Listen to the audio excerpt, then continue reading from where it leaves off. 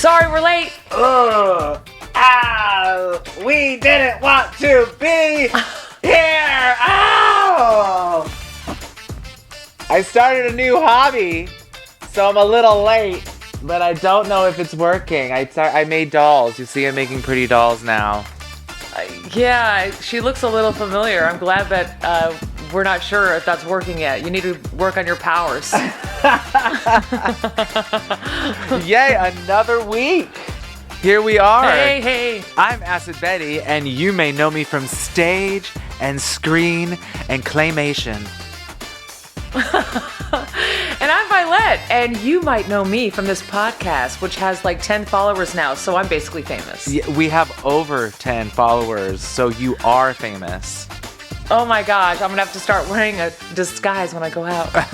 We are real life brother and sister, and we are both totally obsessed with all things reality TV. Welcome to our weekly reality rundown, where we try to talk about all of our favorite reality shows. And even though we might think and look like we are the experts and know everything, we are just saying what is our own opinions and just what we think on the fly as we're watching the shows, just like you. No one is paying us, and no one is making us be nice. And if you have any issues, make some comments so we have some interaction, or DM us if you really need to. But I prefer you to make it public and like smear us and stuff, because we need more interaction on our social media. We encourage public shaming, so Yes. Please send it over. Vi, what is on your feed this week? I'm so cure. Kier.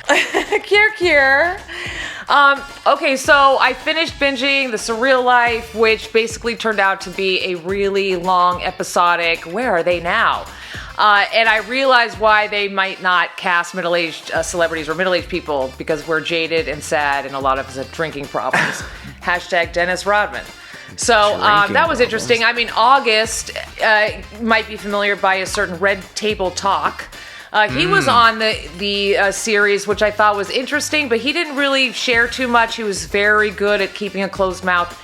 And on the finale, the last day, when they're all supposed to be hugging and saying, "Oh, it was so good to meet you, let's keep in touch," he literally left a note that said, "Nice to meet you," and wasn't even there to say goodbye to anybody. So that was kind of interesting. Wow, the shade. Yeah, he was like, "Thanks for the 2-week vacation. Peace out." Wow, okay. Right. So last night also there was the Real Housewives of Salt Lake City Part 2 reunion. Okay. And the best way to sum up this part was just more piling onto Monica. Right. Hashtag reality Von Teese. Really, Andy Cohen is kind of dragging it out and keeps teasing that in the third part, the final part, that's when we're going to hear everything about reality Von Teese, and we're going to hear everything about Jen punching Heather, which is crazy. Yeah. Yeah, so that should be really good. Excuse me, sorry. Don't die. Oh, I'm constantly dying on this show. This show's a killer. Really, I just wanted to ask out there also, finally on my feed, I noticed Netflix kind of does all these like massive dumps on me where I'll just log in one day and there'll be all this new reality show. And there's Love is Blind Sweden, which I'm just wondering, am I the only one in America that just basically watches all the Love is Blind as long as there's a voiceover or even subtitles? I'm into it. I don't really have much to report because I don't even know who's watching it. I'm watching it because love is love and love wins. Okay. And yeah, that really ties it up. I mean, there's a bunch of other minutia out there, but we can cover that another time. Wow. What's on your feed? I'm really curious. What's keeping you busy this week? Well, what's keeping me busy, or what has been flooding my feed as other people's feed, recently is RuPaul's Drag Race won a few Emmys, as we talked about. They were nominated last week. Yes, congratulations, Ru.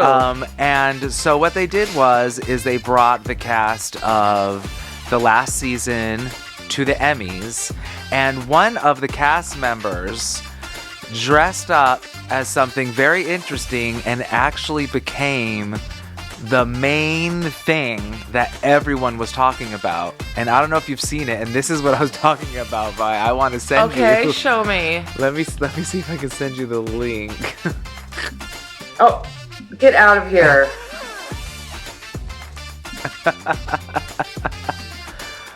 Oh my god, who is that? Her name is Poppy Princess Poppy, and she infamously quit drag. I am in love. And she said that she was going to come as the Emmy troll. So she's trolling the Emmys. Oh my god, you've got to be kidding me. That's so brilliant. Yeah, the Emmys goblin, as some people are calling it. It kind of like... That's something you would do. I was going to say, it's something I wish I thought of. Yeah, it's something I would want to do. That's amazing. That's almost like... That reminds me of like, I don't know why, but it reminds me of that Twilight Zone episode when he's like, there's something on the wing of the plane. Oh my god. When she leans over in the audience in the theater and she's like, hello. Like, there's a troll in the audience. Where? Yeah. Hello. Because when it first hit online, a lot of people were asking, who is it? What is this? What's going on? Because no one knew who it was or anything. Right. Yeah, it's kind of funny. Well, I don't want to be shady to any past queens, and obviously I haven't watched, I'll be honest, I haven't watched the show in a very, very long time, so the girls that I would reference are a little older anyway, but there are a couple girls that kind of made their name based on doing these really cosplay-y, costumey, heavy on the prosthetic looks, and they could never. They could never. They could never do what that was. That was really, really something special. So good fucking job, Poppy. Work. Yeah, I love. Please don't quit. And what else is on your feed? Well, recently, I caught on Facebook or something, I was fed a show that I never heard of, and it was called Relative Race. Have you ever heard of it? See, no, and I just want to suggest, now you say that no one's listening to us, and I know that's not technically how it works. However, all of a sudden you're getting fed all these weird, obscure reality shows. You don't think there's something to that?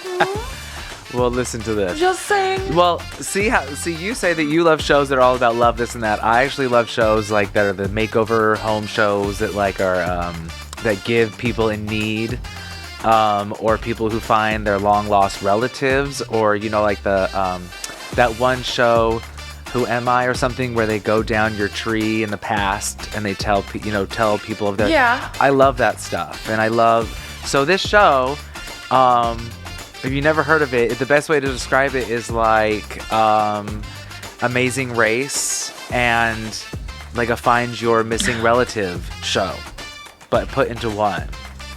So Okay, so now I know that when you first told me about the show,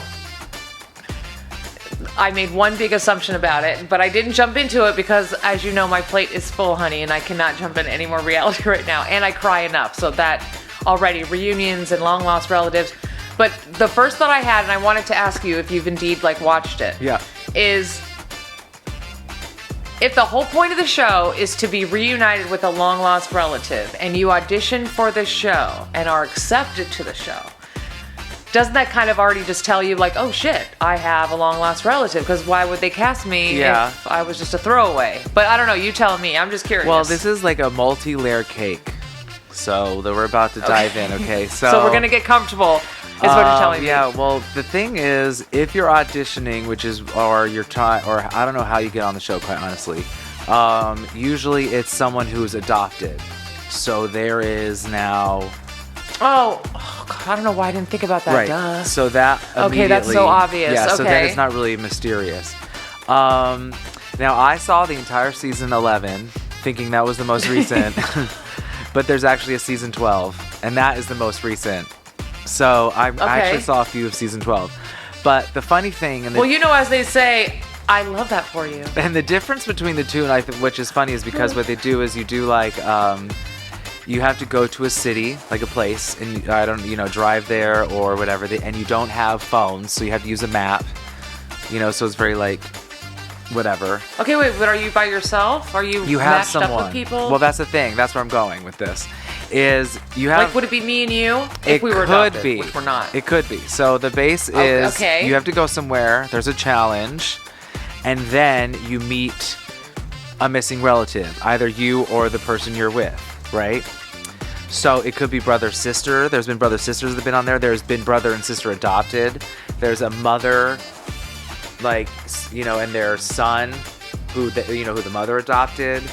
And there's also two people who don't know each other at all, who just met on the show, and they're working at it. Okay. The reason why that's funny is because one's black, one's white, and so when they go to some of these houses, the first question they always go is "Hi, I'm Acid. Hi, I'm V. who are you related to? And so it's like a white family or black family, and they're just kind of like... Right, so it's like, who are you related to? And I'm like, oh my god. But you know, the producers, that would be funny if they actually like went out of their way I was hoping. to purposely like throw you. I was hoping, but it doesn't You go were that hoping, way. but they were never that clever. No. Yeah. But the only reason why I'm mentioning that is because then in the next season 12, they don't have any of that, so it's very like what's going, like you don't know who's who. But what is interesting with what you were saying though is there are some instances where there's one adopted kid, let's say, and he thinks he's on the journey, and they go to a house, and the person say, I'm related to you, and they talk to the mom, and she's like, who are you? And she was, I see what you mean. So it would be like if you were my adopted sibling, and I was your support person, going with you to find your adopted somebody, or your biological somebodies. And they turn around and we're like, actually, that reminds me of those psychic shows, you know what I mean? When they're like, there's like this crying, bewildered person in the audience and they're so desperate to talk to their dead loved one. But the psychic goes to like the person next to them and they're like, so, I see someone next to you. But it's okay because it's a show and there's like 10 days, quote unquote. And so that means that's 10 relatives or like 9 relatives or 8, so that's a lot. So split up by 4 by 4, yeah. So you get a lot of cousins, great aunts, things like that. Those are some big. We wouldn't even be able to see even if we were adopted. Our family was 7 people, so that's it. We're discounted. Well, that goes back to that OG acceptance speech that was done once upon a time, where he got up on stage and said, "I would like to thank me for all the sacrifices that I made for me." Yeah. And I would like to thank myself for motivating myself. Yeah. And for feeding myself. Are you going to be watching the next season? Yeah, I started. I saw like the first 3 episodes already of the next season. 12 seasons. That's a lot of lost children out there. Yeah. Okay, so moving on to lighter pastures, greener and lighter pastures. This season, we are sticking to our favorite franchise, which is 90 Day Fiancé, and we are talking about season 4, The Single Life. Yeah, today we're discussing episode 4. And in this episode, we're formally introduced to our final cast member, John. Sparkles John. Sparkles. He's joined, of course, by our lovely Chantel, Natalie, Debbie, and Tumor Tim. Tumor Tim. I keep forgetting that that's his new name. Unfortunately, Veronica and Jamal, they're not in this episode. Of course, everywhere you see Tim, there's Veronica, so there's a moment, but there's nothing about them dating. And Tyree is nowhere to be found in this episode, so unfortunately, they're just leaving us in suspense. We have no idea what's going on with him. I hope that he's not still sitting at that restaurant waiting for Tiffany.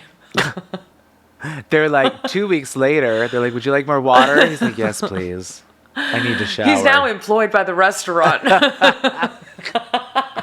Oh my God. First up, we start with 37-year-old Debbie. Yeah, she doesn't look a day over 21, so amazing for a 37-year-old. I apologize to call her 37. She's 20-something in this episode. She's got... And she goes... Benjamin Button, otherwise known as Debbie. She goes on one of her first dates wearing what I think is a cutie patootie silver outfit. Okay, once again, she is making like a callback to another time, another place. Like she's doing 70s, like back in the 70s when they would say what this century would look like. That's what she's giving me. Like she's giving me Amazon Women from the Moon. You know what I mean? Like classic sci-fi realness. I love it. I thought she was embodying like being younger. And I thought that's what it was all about. Like, do you know what I mean? Like, I don't feel like she was... Yeah, she was like ready for the disco roller rink. Yeah. She was ready to go. I lived for her. Yeah. I actually kind of was like on her side for that. Well, I mean, look, this episode was very brief on a lot of the people, including Miss Debbie. But I did have a note because, well, I had 2 notes. Number 1, fine, you have a guilty conscience. You want to tell him your age. I think that's cool. And he seemed totally okay with that. He was cool like, with he it. was like, Yeah. Right on. I think he, like the rest of us, are like, no, you're still a beautiful woman. I think she's still holding it together. I mean, that hair is so fabulous. Well, for me, that was like the energy is the fact their energy is like that. It kind of doesn't matter what age you are if you're like young at heart. That's me. That's T. Absolutely. And she's still giving it. She is still giving the realness. But then she decided, I'm going to tell him this fantastical story about how I ran away and tried to marry some 20-year-old. I mean, what are you doing? And the only thing the guy said was, I'm processing. Well, I've never heard anyone say that to a good thing. Like, if someone says they're processing, that means, oh my God, you just gave me so much shit. I have to take a step back and think about it. Yep. But then I also have a big question mark on the guy, because my only other note about the whole Debbie segment was, did you catch the fact that he said that he hangs out at the miniature golf course? No. He said, yeah, I'm here 2 to 3 times a week.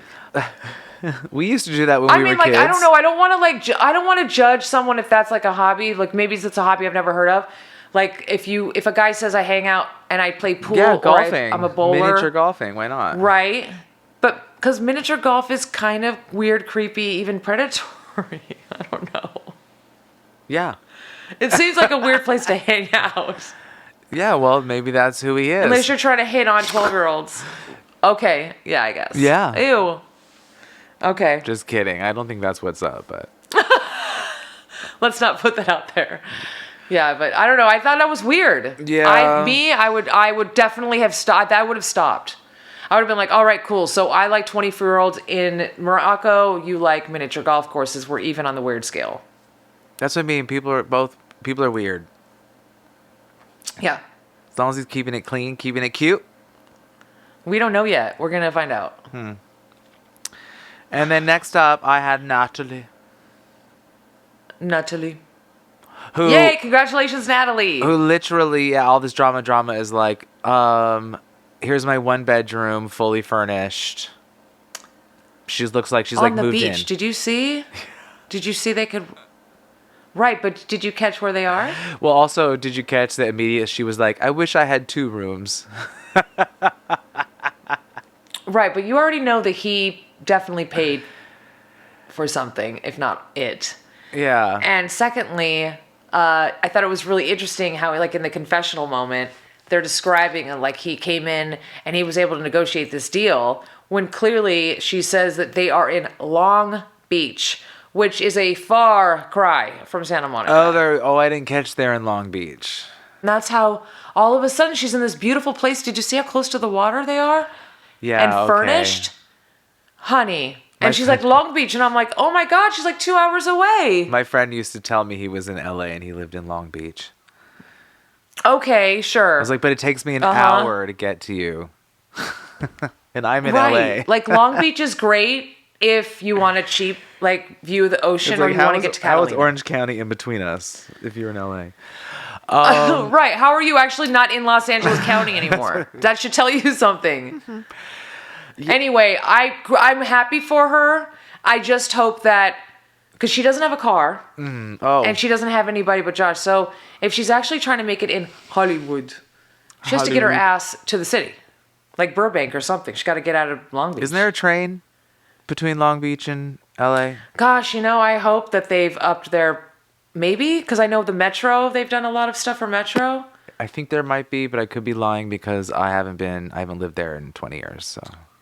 I don't know, but you know what? I am not one to judge. If he wants to keep her as in sugar baby or like supplement her lifestyle, please do, enjoy LA. That's what I'm about. That's how pretty blondes should enjoy LA. And maybe that's what she wants because Mom wants to have Michael come over already.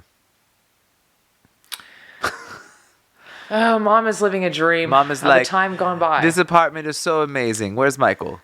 Right. Mom is like, I'm still in dreamland. They're both in their own delusion. I just don't know which is healthier. Yeah. Yeah. Yeah. And that's all we have? That's all I have for Natalie. Yeah, I mean, they leave us with them still at dinner and her giving really bad translation, Oh, this is so hard. hard. The mom says, like 100 words in Ukrainian, and Natalie It's like, and Natalie says, she likes you. No, but a mom says shit like, I wish he was more responsible. He's not the right man for you. He's messed us up. All these things. Oh, and then Natalie says, thank you. Mom says, yeah, thank or Natalie you. says, she wants you to be reliable. Yeah.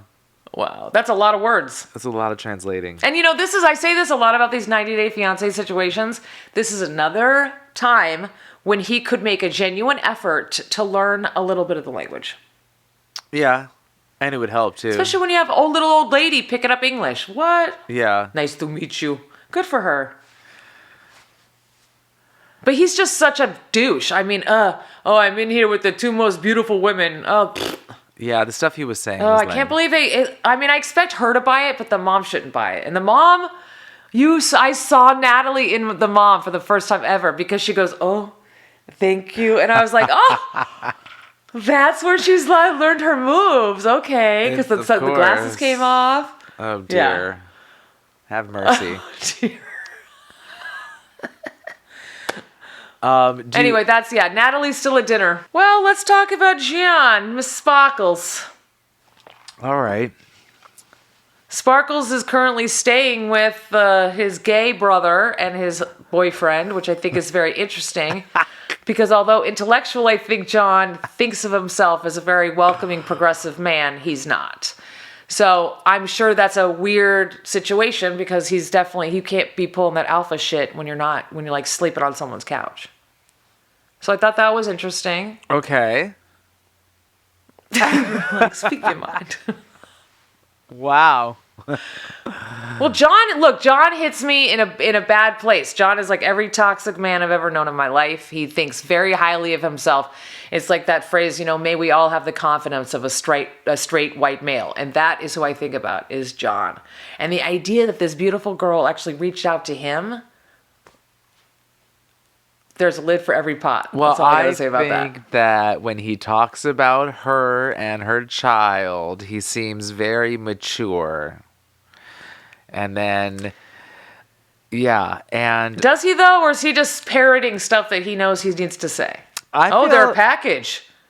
No, I feel like he's mature. And I do believe him a little bit, because I was going to say something, and then he said it out loud, when he said maybe, because they were reaming him about not having any responsibilities, because he literally has none. Right. And he was saying, well, maybe I just need the right reason to change. And I kind of like think that there's a lot of people in this world that... No, of course. Well, I think most of us are that way. Most of us are that way. Yeah. Yeah. I could see him being a great dad. That doesn't mean I have to like him. I know, and a great husband, maybe. I'm giving him... I don't know. I'm open for everyone to have a redemption moment. I would love that for him. We haven't seen him with his girlfriend yet. Yeah. Like, I could completely change my mind. It's all about, really for me, it's going to be how he treats her. Because so far, his interaction with other human beings have not been great. I agree. So this is going to be interesting. That's all. Yes. For Sparkles, John Sparkles. Yes, redemption moment. Let's go, honey. And then we go across country to my favorite place in Greece, to Chantal. Yes, Chantal. Who living her dream. Who they've decided that they were going. Well, first they were invited to take some trip for. It's basically 4 hours to go see. What's his name? Giannis or Yanni? I can't remember his name. Giannis. Giannis. And they were reminiscent at first, but then they cut to that they actually go and take the trip. Which I would have done immediately. The thing that annoys me about that is when they were like, "Oh, we don't want to take this trip. We agreed that we would. Oh, we were looking for people here at this resort." I find that to be very like small-minded American thinking, because why did you travel all the way to another country to not meet people from that country and go see? Like if I meet someone at the country that I'm visiting, you know this, and they're like, "You want to come to my home?" This and that. But yes, now let's go. I want to see the real shit. No, we're both very much like that. But I think that they are typical Americans and that they have this, I don't know. I mean, I know that this generation isn't familiar with Pretty Woman, but it is kind of like they still have this idea that if I put myself around rich traveling people, right? Like, for example, I take a lot of vacations by myself, and every time I vacation by myself, I guarantee the majority of my friends make comments about maybe you'll meet a rich man. Maybe someone like you will be traveling by themselves and you'll be looking for each other. I don't know where this trope comes from, but it's strong. Yeah. As though some magical rich millionaire is going to be hanging out at the hotel bar and see Chantel and all of her dreams. I mean, I feel like that's literally what they think, that she's going to be at the pool and he's going to be there. Yeah. Just ta-da. Well, he was at the club. I mean, also the fact that, she also still thinks that that this is the guy, that's crazy. She's still giving delusion for me. Well, that's, yeah. I think, yeah. I also found it funny that when they found out that they were going to meet, let's say, an hour or two within landing of wherever they were going, that, like, they turned into a total glam squad, and freaking one girl started doing her hair, and he was doing the makeup. Mooney started doing makeup, which, by the way, his makeup was the best out of all of them, so good on him to recognize that. No, I realized in that moment that what I've been doing wrong all along, all these years. Like, travel with a glam squad. That's what I mean. It was like literally glam squad moment. That was crazy. All my problems. So many things would have been answered if I just had another 3 people with me. Me too. Just boop, boop, boop, boop. Yeah. Instant refresh. So crazy. Yeah, but shit, good. That's amazing. I mean, honestly, that's what they're there for. So I'm glad that they know what their job is. Well, it's all about her. She's like, it's Princess Chantel moment. It's her little honeymoon for herself. So I'm glad that they're really down to ride. They're really doing the supportive friend thing. It's almost like out of a movie. You can't write this shit. For real. It's good. I love it. All right. And that's where we left off with them. And then last and not least, we have Tumor Tim. Oy vey. Oh, Tim. Which starts off with a slow motion of Tim wearing a pink leather coat with fur on the inside. The colors of Valentine's Day. All I thought is I actually rewound it, and I thought to myself, because I'm a flaming faggot, I thought to myself, that is some gay shit. Like, that is some get, like, when I do drag, absolutely, like, stunning. But he calls what's his name? I feel so bad. It's Armando and yeah, he calls him Daddy. Kenny. Yeah. Hey, I love a metrosexual, but that, like, I don't think, some people's styling choices are wrong. And I can see why. I think it's funny that when he arrives at the croquet place with Louisa, that she says something immediately about it. And his reaction is like this old world Southern white guy reaction, like, well, this is what you wear to a place like this. Oh, yeah, wearing all white. It's like, you're hanging out with a Colombian woman, honey. She don't care about that. He was kind of joking, too, saying, I guess you wear white. I guess, I don't know. He's hard to read for me sometimes because his face he's just so miserable he's all the always time. He's like literally miserable, yeah.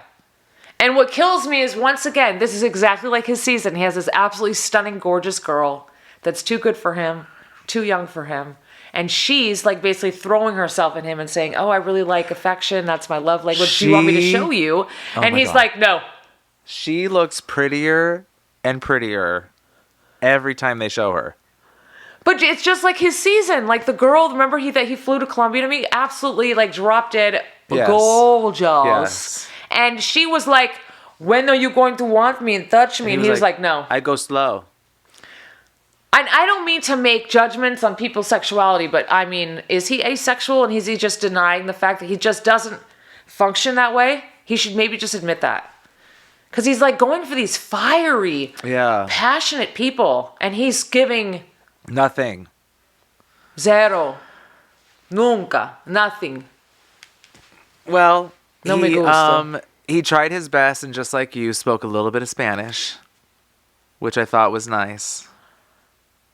but the most in un chin chin of Spanish, okay?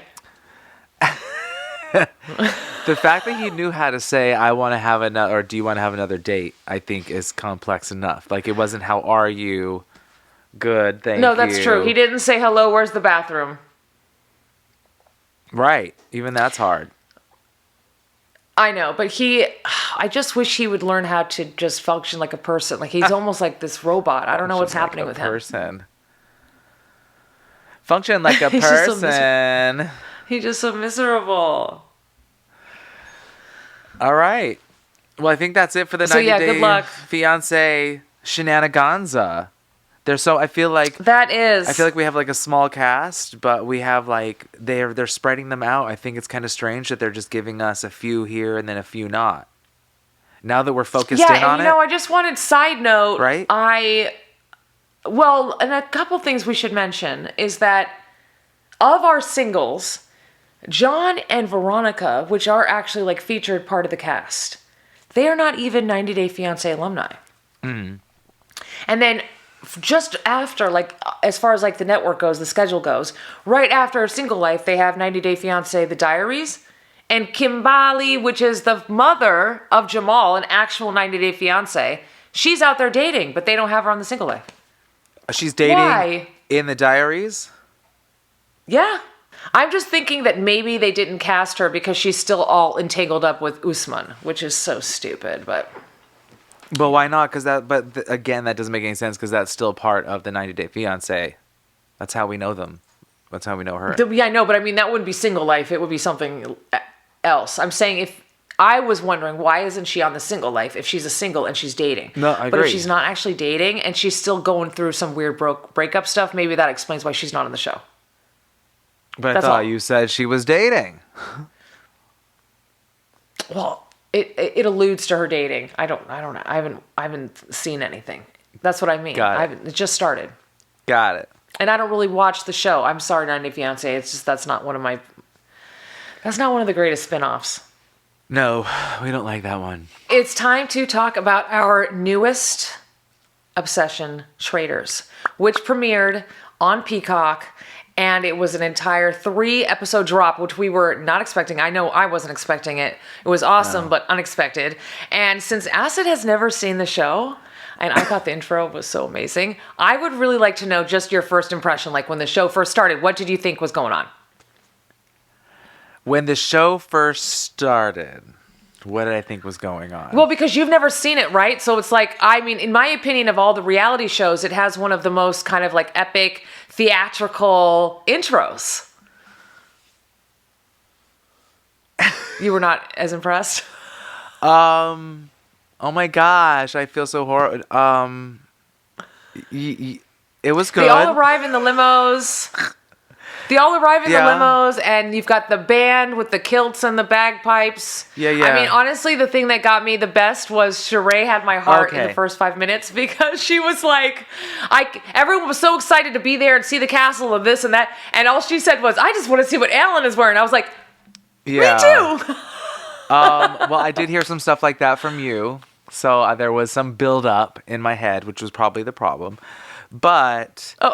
When I think back on it, it was very dramatic, the introduction, I do recall.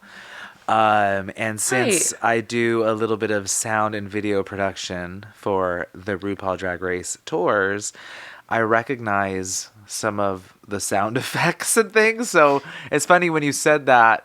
I guess sometimes when I watch certain things, I get taken out, of the experience if I recognize something or, if I catch the production of something.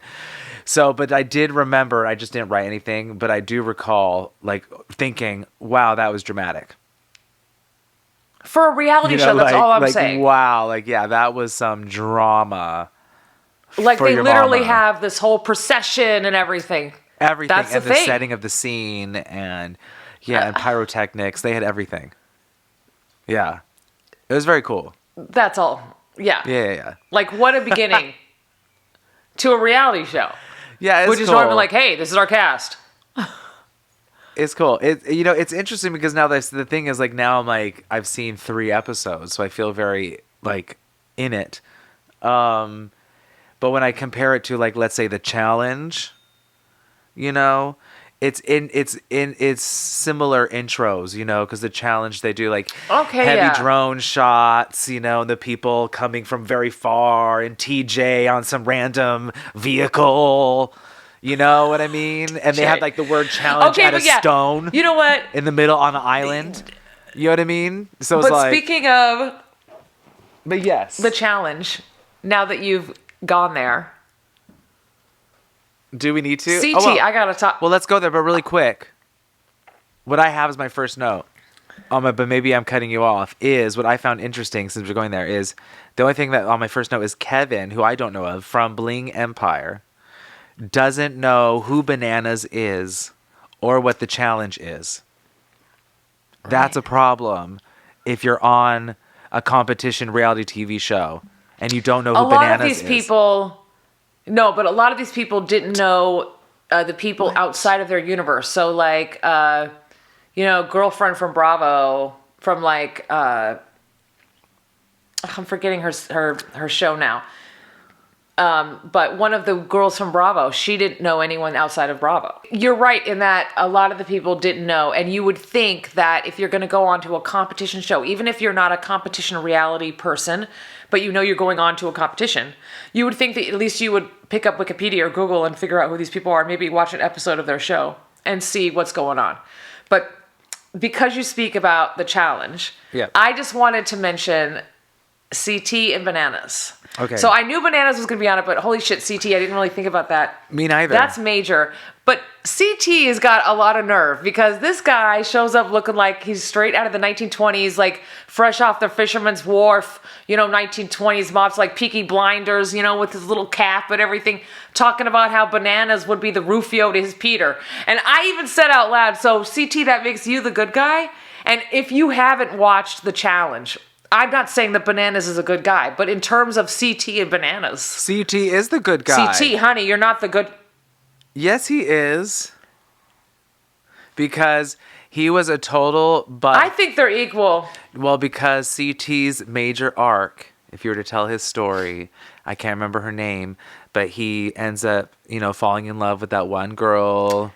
Oh, you're going to be sad again because she passed away. I know, and then she passes away, and he kind of changes his whole, But he's still... That's why I think he's different, but I don't know. I just thought it was funny, especially the way he's, branded himself. He literally looks straight out of Peaky Blinders. Yeah. It's hysterical. Well, let's talk about... What did you think about the pick of Dan and Phaedra as our first two traitors? That's next on my notes. Interesting. Well, I know you don't watch Big Brother, so you don't know much about Dan. But Phaedra, I was living my life. Yeah. The best. I don't really know the show, but now that I've seen 3 seasons, I understand. Or 3 episodes, I understand. Okay, but... Phaedra is she's the right one. I think it's so... No, of course she's the right one. I think it's funny, though, speaking of people that don't know who the other people are, Dan and some of these other people are treating her like she's this... They don't know who they're fucking with, is all I'm saying. Yeah. Right. They were like, oh, we don't know if she's cut out for this. And I'm like, actually, in real life, she does this. Phaedra actually damages people in life. That's why I say she's a lawyer. In the games, it's if you give her the opportunity, she'll kill all of you today. Take all the money. It doesn't matter. You could be her best friend at the end of the show. Like Sheree, she gonna love you until she gotta cut you. Everybody knows that about Phaedra. T is true. And then what did you think about their first cut? Well, and then I just wanted to say that props to Peppermint. Oh. Because I was so shocked that I didn't realize that it was very the challenge where there's actual physical challenges.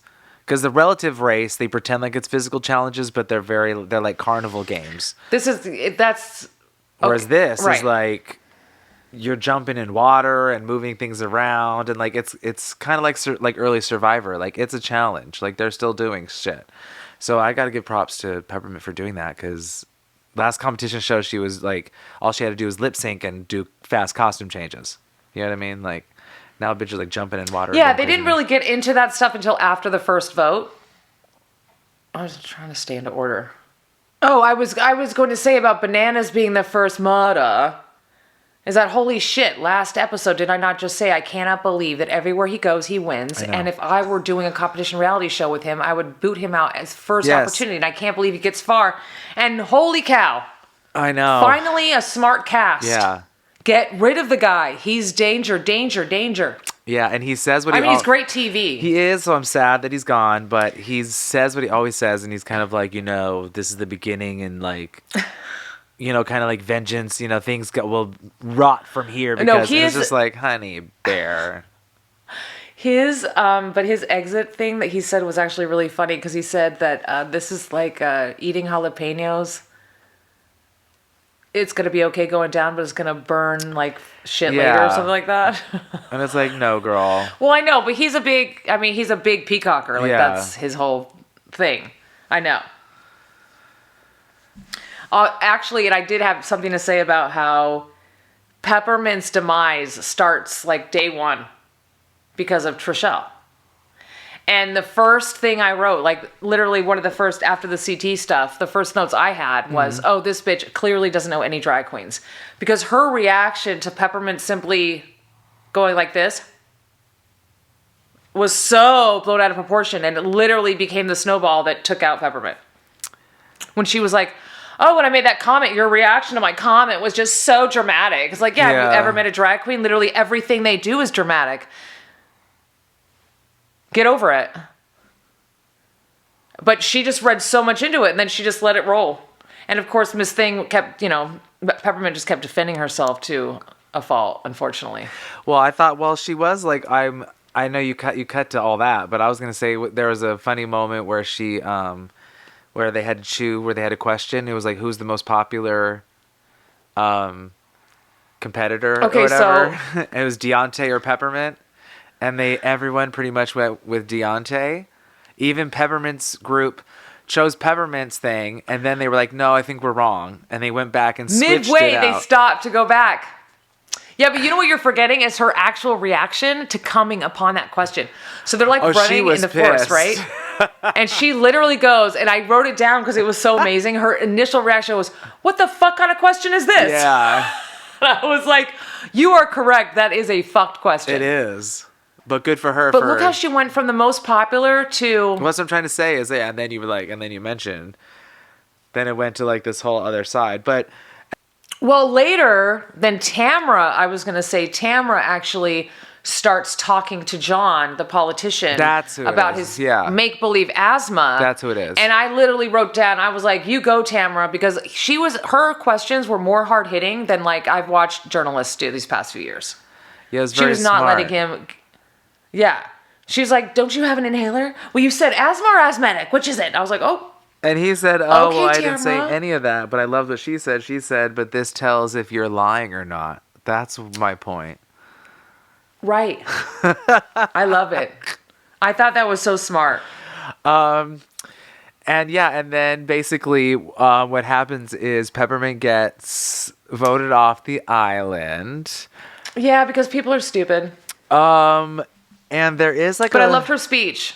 Her speech was cute, and there's a little special, I don't know if you caught it, after that there was like 11 minutes that quickly goes over all the eliminations, but like more like each person from the house kind of talks into more detail. Oh. I only mention it because they go into more detail between what happened between Trishelle? Is that her name? And Peppermint? And it turns out to be more lighthearted than it read in the episode, because Peppermint kind of giggled and was like, girl, if you're going to have a better wardrobe than me, that's funny. And that was kind of like what it came down to, because they were joking like because she was like, I have a wardrobe. No, I'm telling you, I know what happened. But I mean, because it could be taken seriously, this and that. I'm just mentioning that it was like lighter than it really is. But in the episode, it felt very like witch hunty to me. It felt very like, maybe because I'm gay and sensitive, it felt very like the girl, like they couldn't sense, they didn't like who she was. And that's it. I'm telling you right now, is that she made the joke. And said, well, if I'm dead, if I'm murdered, I know that you're the traitor. And Peppermint did this. And she literally jumped on that and said, did you see her reaction? Her reaction was so big. Only a guilty person would react like that. And I'm like, that's a drag queen who's playing up for the camera, honey. But just because you're so basic that you emote nothing. The problem was that Peppermint spent so much time walking around the house trying to tell everyone how absurd it was. Yeah. That then they were like, what's that expression? Thou doth protest too much, you know? That's what it is. Yeah. So she gets... But I definitely felt, even though I'm not a gay man, I definitely felt there was something like she's an other, and they othered her out. That's what it felt like. That's why I say witch hunt. It felt very like, but I don't know what's going on. I don't know how the show works. But I hope that there's a traitor island that all of the, I forget what they're all called, kindlings or kind folk or hoo-hoos go to, and then they go, hi. You want a second chance to come back to Traitor Island? They don't bring people back on this show. Because I was like, I hope Peppermint, in the end, comes back and she burns them all down. No. No, but I do think it was a good choice for them to choose Poverty. Yeah, so then they choose as their a third traitor, which is Poverty. Yeah, Poverty. That's how you say her name. Mm-hmm. Who I still don't know anything about. She's old school Survivor. And she is cunning and manipulative and clever. And so it was like, okay, clearly he watched the show because he was like Poverty. And I'm like, correct. That's the one. She's like a young version of Phaedra. And like no conscience whatsoever. They choose her, and then without her choosing though, they still get to murder somebody, the two. Right, in that same night. Yes. They murder someone and they choose a traitor. And then the next morning, whatever, someone's dead, and then the next Max time is the three dead. of them get to, So then they kill, Max. Who is the ballroom dancer. Right? No, I think he's a boxer. Like the opposite of a dancer. No. Actually, I don't know. No. I don't know who he is. Yeah, Max is one of the original... Or is he Dancing with the Stars or something? Yes, he's one of the original Dancing with the Stars. If my memory is correct, he has a brother who also then is a dancer on Dancing with the Stars. And then Max leaves. He seems very... And has a family. That's strange because like I could look it up comes right now. off so cold. You would never... I would never think that he's of the aughts. Well, he comes across cold because he's not American, so it's a different... Yeah, Cherkomsky. Max Yeah, he Cherkomsky. just wasn't having it. He just wasn't having it. Is his last name. I'm trying to see, where is he from? So who do you think is going to get the chalice? Oh, and then what they do is they do this whole chalice thing, right? Where the three of them have to poison someone in plain sight.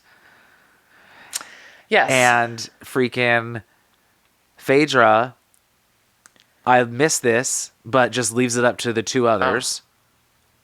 No, she doesn't just leave it up. She's actually left out of the discussion. On purpose? Oh, so she's left out.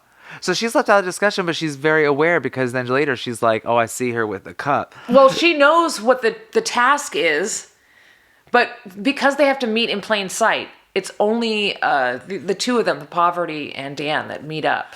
Got it. And then they say, should we just move without her? Because it's on a timeline. And they're like, yeah. Got and that's it. why Poverty intercedes. Because she's like, or that's when Phaedra intercedes. Because she's like, oh shit, I see that you're going for my girl. And let me just let you know in a subtle way that's not happening. Yeah, which is what happened. Which I loved. But now it's cliffhanger. Yeah, it's a cliffhanger, but it's also a cliffhanger where we have the cliffhanger is with the boxer. That's why Max is not the boxer. The boxer, who is Deonte, who he first has an emotional little break with Peppermint, and he's upset, and he's like, I can't believe I went with the herd. This wasn't cool. So he knew something was up, and he was like, he says, this is the first time. He's like, I know what it's like when a whole group of people are against you, and I was just a part of that. I just did that to someone else. And then it ends here at the end where he's like, oh, hell no. we're doing it again. Because then there's another murder, right? I can't remember what gets him emotional, but he's just like, this is too much, which is interesting because he's a boxer. I think that's interesting. Yeah, I don't know. I don't know. I don't know what you're talking. You don't know? Because I literally have, because he's like, all I know is like what I said about the chalice. That's the cliffhanger. Yeah, I know. Well, there's that, but then it also has him where he's like, oh man, this is too much. Because I have like Marcus gets murdered, because he was getting smart, and I think it's the Marcus one, because then Max? Well, there's 3 murders. Marcus is the guy who's married to the one girl who they cut to and says to John, you're really quiet. And you know why you're quiet is because you're a traitor. We're talking about him right now. Right. And then the next day, Marcus gets murdered. Right, because they're trying to weaken her, the housewife. See, I have Marcus gets murdered, then Max gets murdered. And it's Max murder. That is the order. Yeah, so Marcus gets murdered, then and it's Max's murder that sends Deontay into another emotional, like, WTF. Okay. But the ultimate of story cliffhanger is the chalice, and who is it going to be given to? Yeah. Yeah. And I don't know. Maybe I'm watching too much reality TV because I'm like, okay, so he was crying, and what's your point? Well, just that's interesting because he's the boxer. Lots of people cry in reality TV. That's not a cliffhanger. He's just the man that's crying. Interesting out of all the kind of characters and people who do reality TV, that the person who's a professional boxer who literally knocks the living shit out of people is the only one with a heart. Is the only one that's like, wait a minute, what we did with Peppermint was wrong. Wait a minute, maybe we shouldn't be doing that to Max. Like, the boxer. That's all. That's amazing. That's my point with that. And the fact that he's the only one crying and being like, I have a heart. I'm like, the boxer has a heart. Yeah. Not the Real Housewives. See, the problem with this show right now, for me, is similar to like when Survivor starts. There are too many people. Yeah. And I just don't invest in every single person. So there are like these big holes in my memory because I only pay attention to who I'm paying attention to. You know what I mean? Word. Not that that's great. But sometimes I just forget. Yeah, it's hard. Well, I think we covered everything. And there's more because this is... a little out of order. Oopsie boopsie. Yeah, well, it was 3 episodes and it's like... It was a lot. Yeah. And then also, what's funny is when I say this 11-minute special, the reason why I caught on to 11 minutes is because I thought I was going to have 3 of them per episode. And in the 11 minutes, it went and it showed all the 3. Oh. And it blended them all real quick. Well, I do have some weirdness that I was going to Google, but then I decided not to because I was watching Watch What Happens Live last night with Andy Cohen. Okay. And he was interviewing someone from the cast. And he said, in the intro when he makes these silly little rhymes and these poems, in the poem, he said that poverty gave this person their chalice. And then he made a comment about, episode 4 was so good. And I'm like, Andy, did you just spoil an episode that no one has access to but you? Probably. On live television? And yes. And I didn't Google it or anything, but I'm like, I feel like I know something that I shouldn't because he fucked up. Oh, well, don't say anything. I'm not. Did you hear me? I just said somebody. Oh my God. Don't say anything. Just kidding. I even logged back into Peacock because I was like, wait a minute. That's crazy. V updated our poll on our website. I don't know if you guys have taken a look at it or not, but we are interested in what other shows you think we should talk about or review. And she has added a few, removed a few, combined a few. I'm probably holding out on you. There's probably a few shows that I just didn't add because I don't care to speak about them. That's how many shows are out there. Tune in next week as we talk about episode 4 of 90 Day Fiancé, The Single Life. John is going to fly to Texas to meet up with Megan. Debbie gets flirty with a new man, and it looks kind of naughty, actually. Chantel is still getting to know Giannis 4 hours from her resort. And Jamal finally confronts Tim the Tumor Tim. It looks almost like they're bleeping out the fact that Jamal calls Tim a bitch, So I'm kind of excited. Wow. Go Jamal. And of course, we're also going to continue watching Traitors, as always. We can't wait to find out who drinks from the chalice. The mystery poison Who's gonna get chalice. murdered? As usual, you can reach out to us via our website. Sorry, we're late. We didn't want to be here.com. And let us know your opinions, your thoughts, if we suck, if you have a crush on us, if you want us to talk about any other shows, if you want us to not talk about what we're talking about. Reach out and let us know. Yes. And of course, I'm Acid Betty.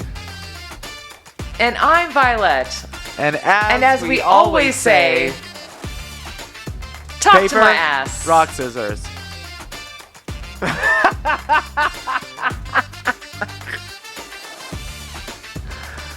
Bye.